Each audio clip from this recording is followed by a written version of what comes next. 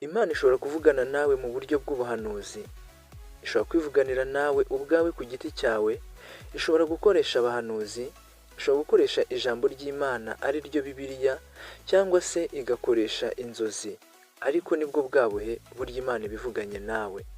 Ubuhanuzi Bibiliya ubwayo irabwemera, ivuga yuko nta kizaba ku ntore zayo itakibamenyesheje ikoresheje abahanuzi cyangwa intumwa. Byibuke umwami Hezekiya ubwo yarwaraga akenda gupfa, Imana igatuma umuhanuzi Yesaya ngo nagende amubwire yuko akwiriye kuraga ibye kuko indwara arwaye atazayikira. Ntibyarangiriye aho, Hezekiya yahinduye isengesho kuko yari yumvishije Imana ivuganiye nawe mu kanwa k'umuhanuzi. Ahindura isengesho, Imana yumva gusenga kwa Hezekiya, irongera ituma Yesaya agaruka guhanura, aramubwira ngo Imana imwongereye imyaka yo kubaho. Ubuhanuzi kandi bwibuke ubwo umwami Yehoshafati ndetse na mubyara we ubwo bendaga gutera, bashaka umuhanuzi wo kugira ngo bagishe inama Imana bamenye uko urugamba ruzagenda. Ntabwo ari uwo gusa, n'umwami Dawidi yagiraga umuhanuzi. Reka twigarukire, ubuhanuzi ni iki? Ubuhanuzi ni amakuru aturuka ku Mana, azanwe n'Imana cyangwa abamarayika. Ashobora kuza anyuze mu mvugo yayo, mu bimenyetso cyangwa mu bitangaza. Ubuhanuzi abantu benshi barabwemera, nubwo hariho abatabwemera, ariko abizera Imana bemera ubuhanuzi, abayikunda bemera ubuhanuzi, cyane cyane iyo ugeze mu basenga, ahangaha ho biba akarusho, kuko bemera neza yuko Imana ijya ivugana nabo ibizababaho, yaba ku buzima bwabo, ubugingo bwabo, mu kazi kabo ndetse no ku miryango yabo. Ubuhanuzi ese ni ngombwa mu buzima? Yego, ubuhanuzi ni ngombwa mu buzima, ariko kandi nanone ni ngombwa kuba bwemera, bukaba ingirakamaro ku babyizera bakumva n'icyo Imana ivuze ku buhanuzi. Hamaze igihe kinini havugwa ibintu bigiye bitandukanye ku bigendanye n'intambara, impuha ndetse n'ibyorezo.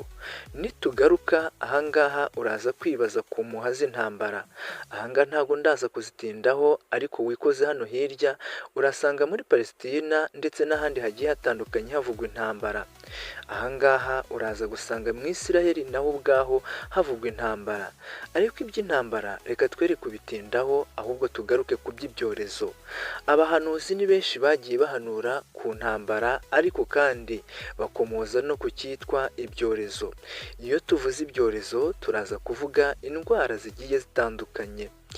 Mu bihe byagiye bitandukana, mu bihe byagiye bitambuka, mu minsi yagiye ishira, twagiye tubona ibyorezo bigiye bitandukanye, ariko reka twere gutinda, reka duhere kuri iki cyorezo cyagaragaye mu mwaka wa 2018 ndetse na 2019. Iki nta kindi ni icyorezo cyitwa Ebola. Ebola yafashe ibihugu bitandukanye ndetse igera no mu bihugu duturanye, ndavuga ibihugu bihana imbibi n'igihugu cyacu cy'u Rwanda. Abantu benshi bakomeje kugenda bagira ubwoba ubwo babonaga Ebola iri kugenda yica abantu bagiye batandukanye. Yego, byari ngombwa ko abantu bagira ubwoba, kubera yuko Ebola uwo yafataga 95% yahasigaga ubuzima, ndetse Ebola yaranduraga. Yateye abantu ubwoba, ariko kandi nanone biza bihuzwa n'uko abantu bari barahanuye. Ubuhanuzi buhanura ku byorezo bwahanuwe n'abahanuzi bagiye batandukanye, yaba babuhanuriye ku mbuga nkoranyambaga, ku maradiyo, mu masoko, mu nsengero ndetse n'ahandi hagiye hatandukanye. Ubu buhanuzi bwagiye bupingwa n'abantu bibaza izi ndwara cyangwa se ibi byorezo aho byaturuka. Bidatinze gato nibwo hahanuwe ubuhanuzi buvuga yuko Imana igiye gufunga insengero. Abantu bibaza impamvu yatuma insengero zifungwa, kuko cyari ikintu kitari cyarigeze kibaho mu gihugu cy'u Rwanda. Ariko kandi nanone ibi byaje kugaragara ubwo abantu bahanuye ubuhanuzi butandukana bavuga yuko abantu bagiye kwambarana n'ihene agapfukamunwa. Ibi byabaye nk'ibintu bitumvikana neza ndetse byabaye n'ibintu bitanashoboka. Ni gute ihene yakwambara agapfukamunwa ngo n'umuntu yambara agapfukamunwa? Ese byashoboka gute? Impamvu yo kwambara impamvu yo kuba agapfukamunwa kambikwa ihene ni uburyo bwo kugira ngo ihene zitona. Ese umuntu yakwambara agapfukamunwa gute kandi atona? Ibi byagaragaye muri kovide ndetse abantu bemera yuko ubuhanuzi busohoye.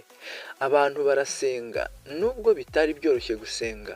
Abasengeye ku mbuga nkoranyambaga, ku ma WhatsApp, ku ma YouTube, Instagram, Twitter ndetse n'izindi mbuga nkoranyambaga bari benshi.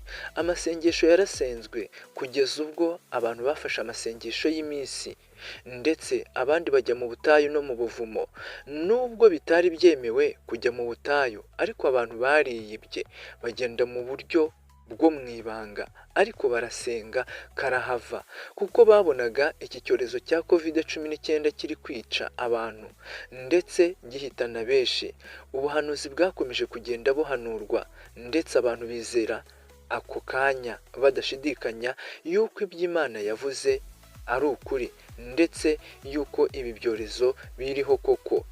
Kovide yarashize, abantu bakuramo agapfukamunwa, abantu batangira kugenda bisanzwe, yewe metero hagati y'umuntu n'undi barabyibagirwa.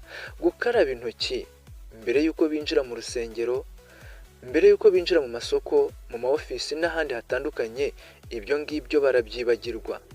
Guhana metero hagati y'uwo muri kumwe, abantu barabyibagirwa.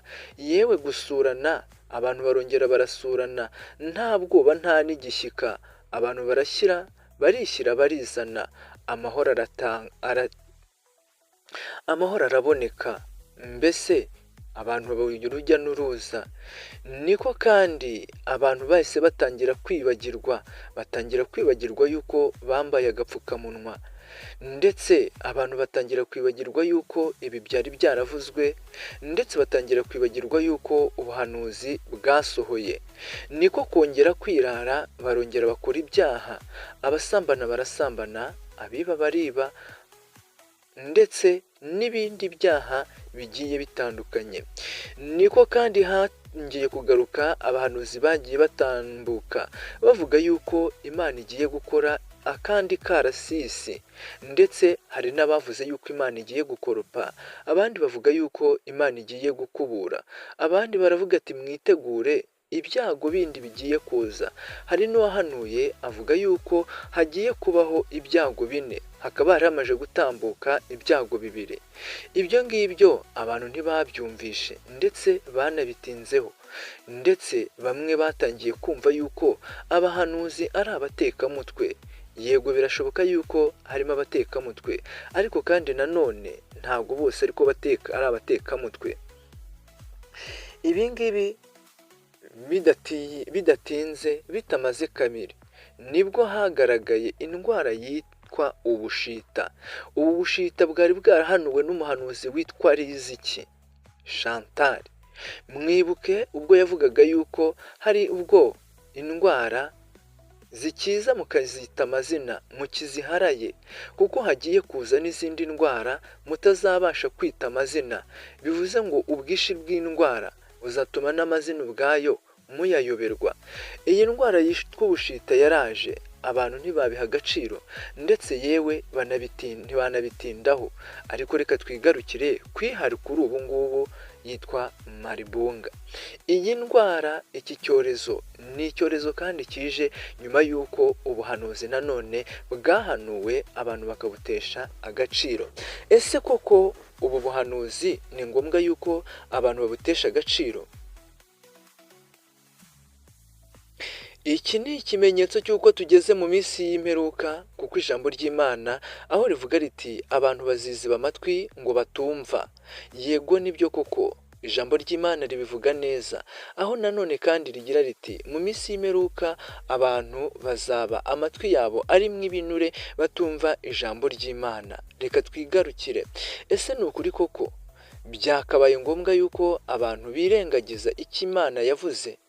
Aha ngaha turagira ngo tugaruke twibaza, nyamara ko njyewe mbibona hari ibintu bigomba kwitonderwa, hari n'ibintu bigomba gutekerezwaho. Ijambo ryitwa ubuhanuzi, umuhanuzi, imvugo y'Imana, icyo Imana yerekanye, ibi ni ibintu bigomba kwitonderwa, kuko ntiwamenya niba uhanuye ari mu kuri kw'ijambo ry'Imana cyangwa se ariko kuri koko Imana yamutumye. Ariko kandi nanone umuntu uhanuye akubwira yuko ugomba kwirinda, ugomba gusenga, ugomba kwihana, uyu muhanuzi nta kabuza ari mu murongo w'ijambo ry'Imana, ari mu murongo w'Imana. Birashoboka koko ko Imana yamutumye, kuko ibigaragara ni uko Imana yari yaratumye abahanuzi yuko hazaba ibyorezo, ariko abantu ntibabyemeye, abantu ntibabyumvishe. Cyane cyane ko ubwo yatumaga abahanuzi bagiye batandukanye, yababwiraga yuko bagomba kureka ubusambanyi, ubujura, ubuhehesi, ishyari, urwango, kwicana, ubusinzi n'ibindi bigiye bitandukanye. Ariko abantu ntibabyumvishe, ntibabihaye n'agaciro kugeza ubwo ibyago byabasohoyeho.